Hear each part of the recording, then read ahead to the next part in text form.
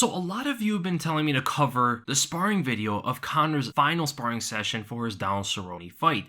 And finally going over and looking at it, there's a lot of very interesting things to take out of it. So right from him entering the cage in the gym to him staring down his opponents before the ref calls for the fighters to meet at the center and fight, and even the techniques involved, Conor plays the entire thing out in the gym before he does it on fight night. I mean, I'm talking about he's entering the cage the same way, the bouncing motion, shuffling the parameters of the cage on the inside, staring down his opponent in the exact same mannerisms, and even steps forward in front of the black lines for the ref to even tell him to step back. That happens in the gym and in the fight. So Conor plays everything in the gym that he's going to do on fight night. It's not just the techniques involved. I mean, we're talking about everything to bring it into reality. But then when you look at the actual techniques involved, here, notice the position. The exact same position Donald Cerrone got on Conor McGregor when they clinched up with each other. But it's switched. The arms are switched to the opposite side. It's pretty much the same thing, but mirrored. You know what I'm saying? So Cerrone has an underhook, Conor has an overhook on that same side, and on the other side, Conor has bicep control and pushing away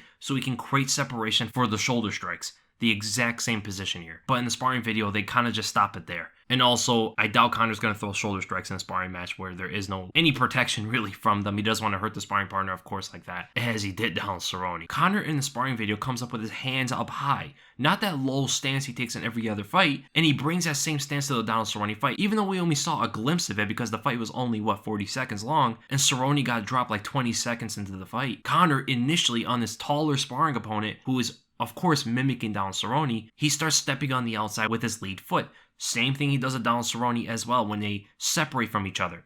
And that forces not only a sparring partner, but also forces Donald Cerrone to step into the kick. The sparring partner actually throws it to the body, and as Cerrone throws it to the head. Now, there's a bit of a difference here with their posture and their defense. Cerrone's hands were lower than the sparring partners, which probably told Conor, I'm going to throw it at the head of Cerrone rather than to the body. Also, he knew that he hurt down Cerrone already, so he went to the head instead to magnify the damage, knowing that Cerrone is already discombobulated. The sparring partner, he goes to the body as he was going to go and defend the head kick instead.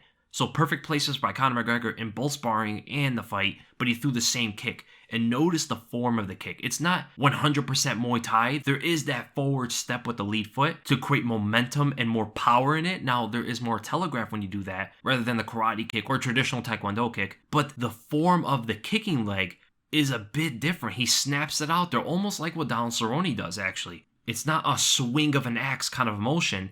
It's a whip. He flings it and explodes his leg out there and catches the sparring partner in the body and catches Cerrone on the jaw. The same kick, but just different angle, different target. Now that is pretty much all that translates from the sparring to the fight, because that was pretty much the end of it, right? But Conor shows a lot more in the sparring video that he might have used on the fight night if this wasn't the end of Donald Cerrone, if Cerrone survived the kick or he blocked it. This is possibly what we would have seen more from Conor McGregor. Because again, you got to take note, a lot of what just happened in the sparring video happened in the fight up to this point. You can see as the sparring partner throws up the right high kick, which is Donald Cerrone's signature attack, Conor blocks it very effectively with the left hand up high tight to sponge the kick, and the right hand to kind of push away from any more momentum or power to follow through with the kick. But notice here, so Conor keeps a very sideways stance even here, and that gives him balance linearly. So moving forward and back, he's very, very balanced. It's hard to get him off his balance when you pull him forward or push him back. But because there's so much emphasis and so much focus of balance when you take a sideways stance like this, the balance moving left and right is very weak.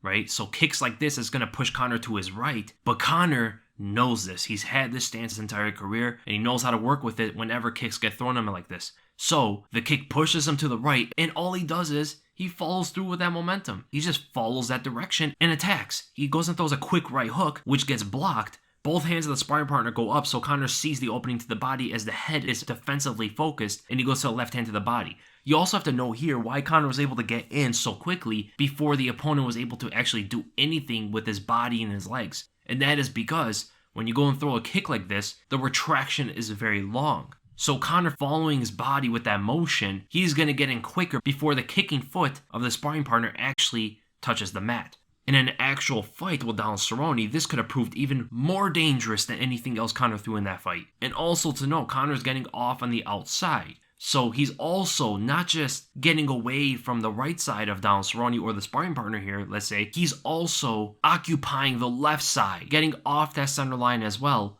which limits all the attacks from Donald Cerrone here. So it was a very interesting sparring session. Thank you guys for suggesting it. I didn't even know that this video came out until you guys told me about it. So shout out to all you guys. Always keep me updated with even things I miss sometimes. And it just shows there's things you see in sparring, things you see in training, that in hindsight makes fights even more interesting and opens your eyes up a lot more on the mentality of a fighter. Conor practicing and playing things out in this manner, this specifically, this detailed, it just shows he's in a different mindset for the game. It's almost like he lives this, and this is what he used to do back when he was a featherweight, early lightweight. He kind of lost that mindset on the way as he started to get more notoriety and more publicity, more fame, more money, more businesses, all these distractions from his art and his obsession for martial arts. And on to the next one. There's much more content coming out very, very soon.